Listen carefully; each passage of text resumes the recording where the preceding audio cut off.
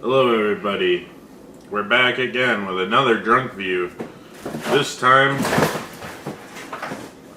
Hi Curtis. we're filming 2 in one night, both part 2s of multi-part movies. This is the conclusion of a second multi-part movie. This is the second conclusion in the new wave of multi-part movies after the one that concluded recently. And But this it's one, a cliffhanger to set up part 3s. yeah, it sets up a cliffhanger because Zack Snyder is redefining the trilogy. But that specific 6-movie trilogy is Rebel Moon Part 2, The Scargiver. And it's Zack Snyder's return to Netflix after 4 months, before he returns in a couple months with the director's cut of both films. So Aiden, which we're not reviewing or watching. So Aiden, what is the plot of Rebel Moon Part 2, The Scargiver? Rebel Moon Part 2 picks up after the first one with 30 exciting minutes of people harvesting wheat. Mm-hmm. The evil Slow motion. The evil empire comes down and says, "We really need that wheat, bro. We're starving up there, even though we have faster than light travel." And instead of just nuking the rebels out of existence, they're really upset about the 2 acres of grain. And just cannot... There's no way that they can blow up the thing. And being that this is the back half of Seven Samurai, the first movie was the first half. After the 30 minutes of people harvesting grain, there's 2 hours of fighting. And the girl from the mummy gets on the ship and blows up the engine and fights some people. And everyone on the ground fights some people. There's a lot of fighting. There's a lot of people whining about grain. Everyone gets a flashback, even the characters that got flashbacks in the previous movie. Yeah.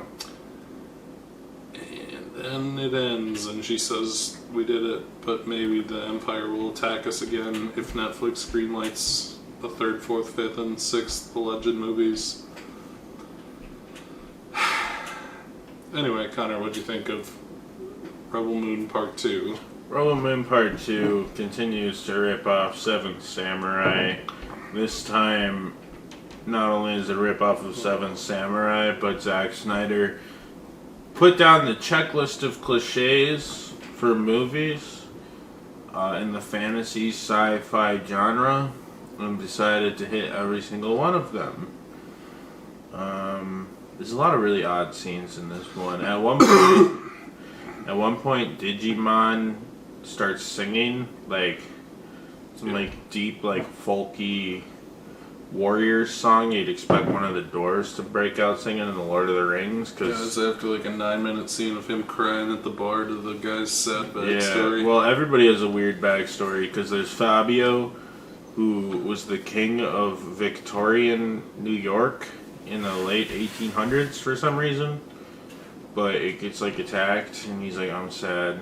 His wife dies, and then in the then first movie we also saw his flashback where he fought like a lizard or something. Yeah, and then the mummy, she's like, "I'm sad too because I shot a little girl," and then they accused me of killing the whole royal family, and they all tried to gaslight her because they all just started screaming murderer at her, even though they all told her to murder the little girl. Then they all started gaslighting her into thinking it was her idea, which was their master plan to overthrow the government or whatever.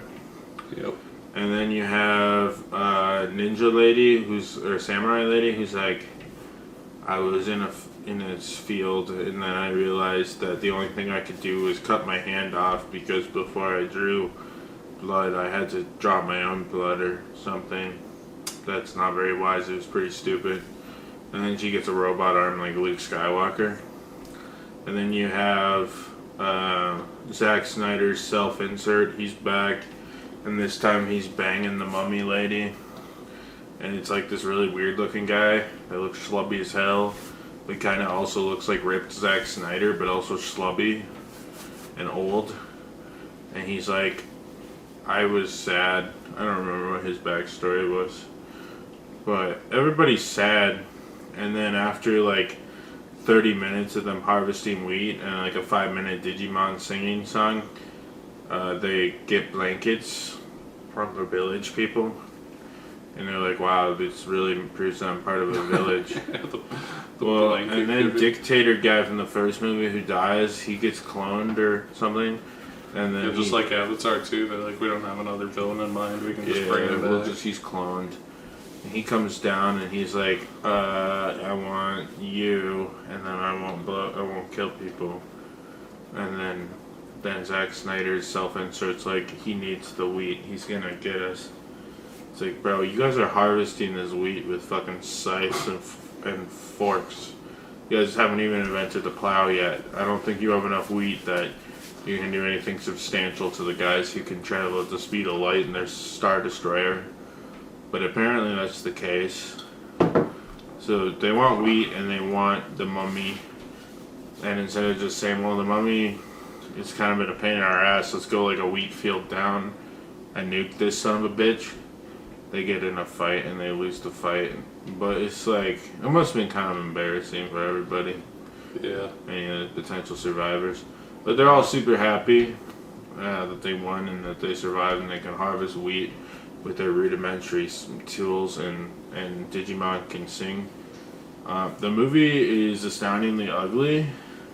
Like the CGI looks like a Netflix TV show, but like a cheap one.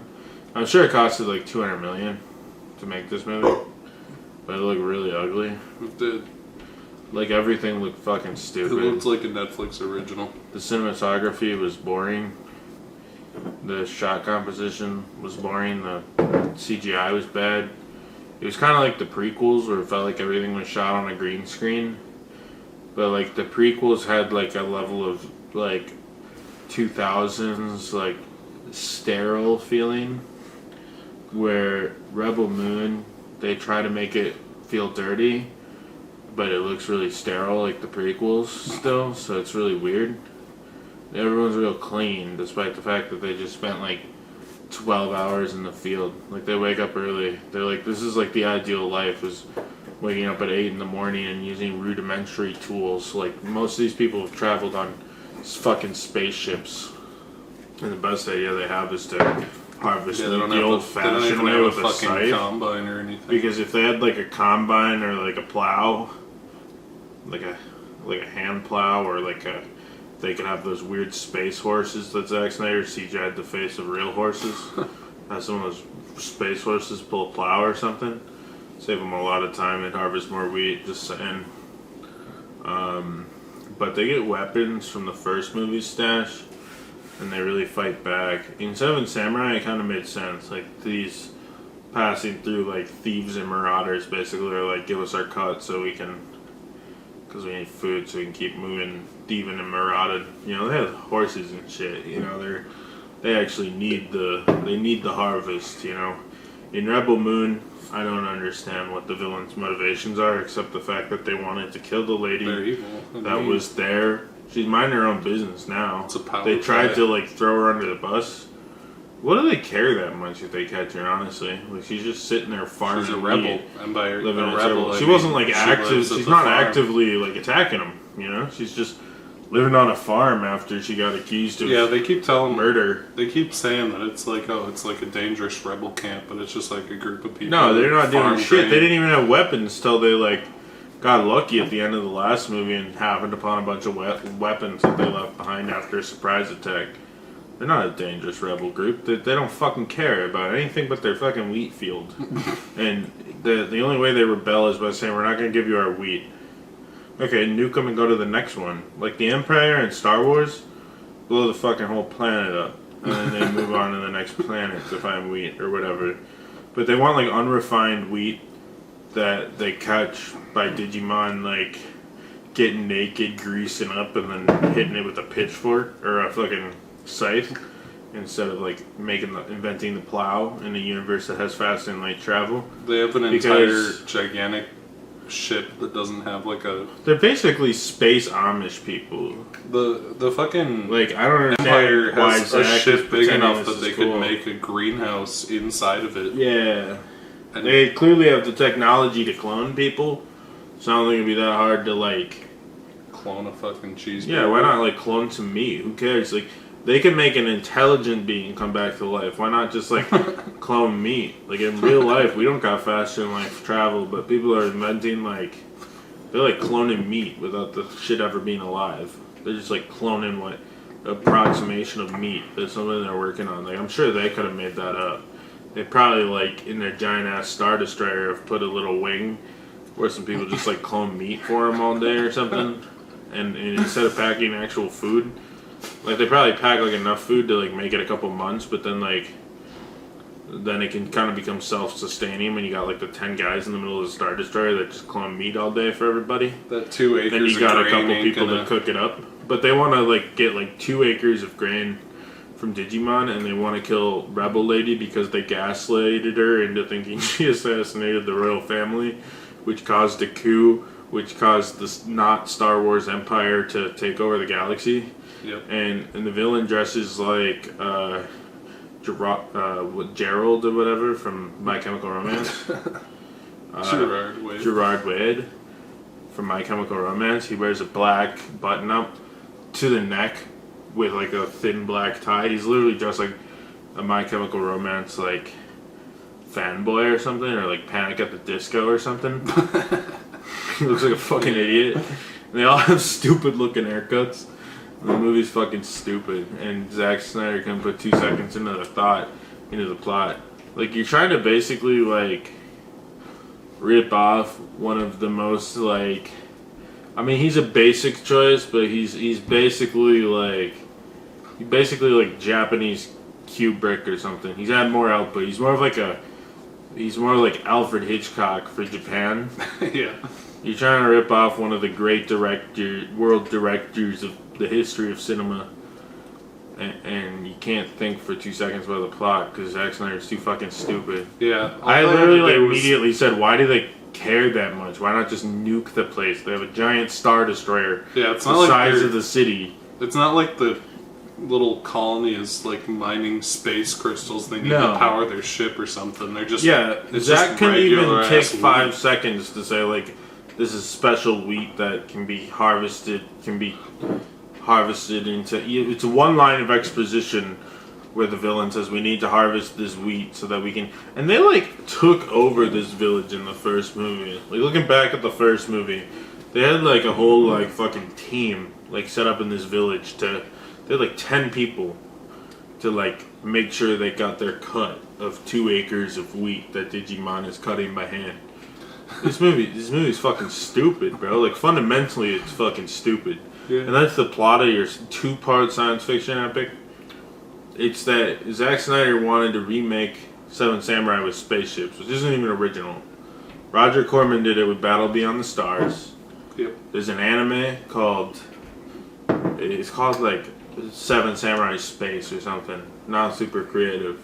Japan isn't... They're, like, very blunt with titles a lot of times, but there's, like, an anime called, like, Seven Samurai Star Wars Rip-Off Edition. Yep. And that was an anime. And at least Battle Beyond the Stars was, like, an hour and 45 minutes. And fit the whole plot in there. Because I don't need 2 hours of this. I need 2 hours of the mummy lady crying and Zack Snyder's self-insert banging the mummy lady. This is the short version of the movie, and it has 30 straight minutes of people cutting wheat. I mean, this sucks. And it makes me wonder, like, I know, like, I just don't get why people like Zack Snyder, honestly. Yep. He's such a fucking garbage filmmaker. Most writer. overindulgent man in the world. Not even overindulgent. He indulged the fuck out of this movie.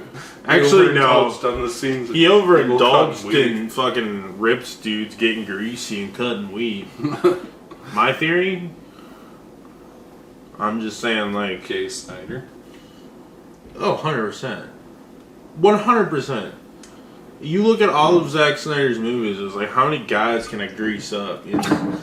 He's like, let me help you with that. You get behind there, and he's like, hey, I thought like wardrobe was gonna help me do this weird scene where you're like, get naked and like bend over with your bare ass cheeks greased up. Yeah, I don't know. It makes me question a lot of things. He's like, Zack Snyder's like the guy who wants to be a Chad, but it's really there's no way he doesn't watch Deborah from the hotel chair. I'll just say that. He's watching Deborah Snyder from the hotel chair.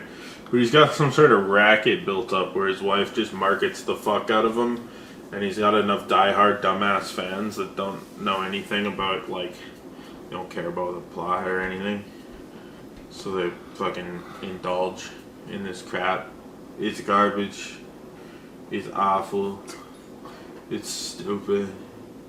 And it sucks. So Aiden, what is your thoughts on Rebel Moon Part 2? Yeah, I don't got a lot to add. The plot is stupid. The Empire needs a better reason to care about this tiny wheat farm. The first 45 minutes are a horrendous snore of footage of wheat cutting and people giving each other blankies, Digimon crying, Digimon singing. Digimon greased and up then abs. It's an hour of okay-ish fight scenes that aren't anything special. They're just okay. And it crawls to the ends. Zack Snyder is a mega hack who makes long, overindulgent, boring, poorly thought out movies.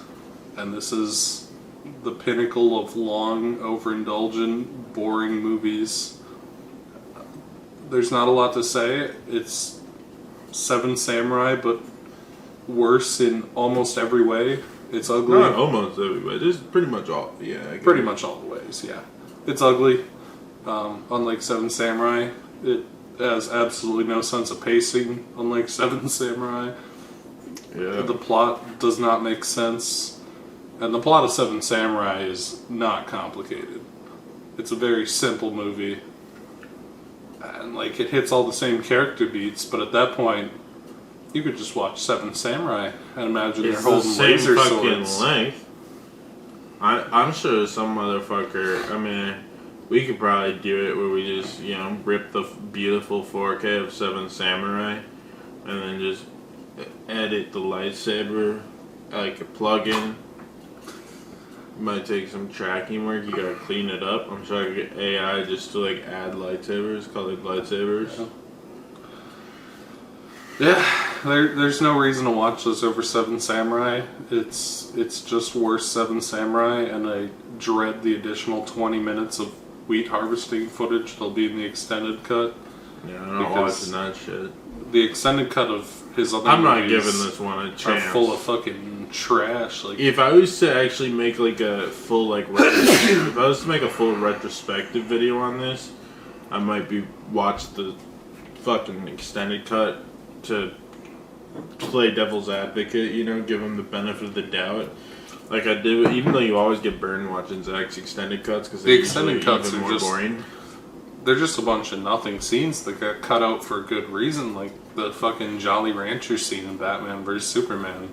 Yeah. It's just going to be 20 minutes of exposition tacked on to the start, shoved in between an extra 20 minutes of grain harvesting footage. This movie is just an overly long pacing nightmare of ugly, bad After Effects CGI ships, and it's rough. It's a hard watch. Zack Snyder has failed again, and that's all there really is to say about it. Yep. So Connor, would you recommend Rebel Moon Part 2? No, I would not. I think it's absolutely dreadful. Watch Seven Samurai. Watch Star Wars. Watch pretty much anything. Just watch anything but this. Really. I thought the first part, I was like, well, this is exceptionally boring, but maybe they'll figure something out for Part 2. And what they figured out for Part 2 was, let's make the plot even dumber. Have loads of exposition, yet explain nothing crucial to the plot, which is a Zack Snyder staple. Have a bunch of boring scenes, pretentious scenes, cliched Character scenes. backstories for characters who don't have any development Literally or do plot. not care about, and continue to not care about. That's the character development, are these boring flashbacks. Otherwise, they're just buff dudes with greased up muscles that are fighting nothing. So no, I wouldn't recommend it. I thought it was awful. awful waste of time. And we'll see what. I don't think this is gonna get any sequels, which is kind of the norm for Zack Snyder. Because people are like, we fucked up. And now they'll get like Hulu or something will sign Zack Snyder. Because he's gonna have to go on the next thing because these are all critically panned and nobody wants to watch them. Yep. And even the fucking Snyder DC fans aren't showing up because they want to make shitty DC movies. Because if it doesn't have Batman in the title, they're not interested. But if it has anything to do with Batman, they're not interested. So, they're fucking stupid. But we'll see Snyder's next ambitious plan that some streaming service buys into. And until then, we have a couple of years to rest before our next Zack Snyder movie, thank God. So, Aiden, what did you think of, or would you recommend Rebel Moon Part 2? Hard pass on Rebel Moon Part 2. It's bad, it's long, it's boring. You'd probably have to rewatch the first one to get anything out of this, and even then you're not going to get anything out of this. It's Zack Snyder being Zack Snyder again. It's a movie made exclusively for really stupid Zack Snyder fans, and for anyone else, and anyone with a semblance of taste, it's a miserable slog. Yep.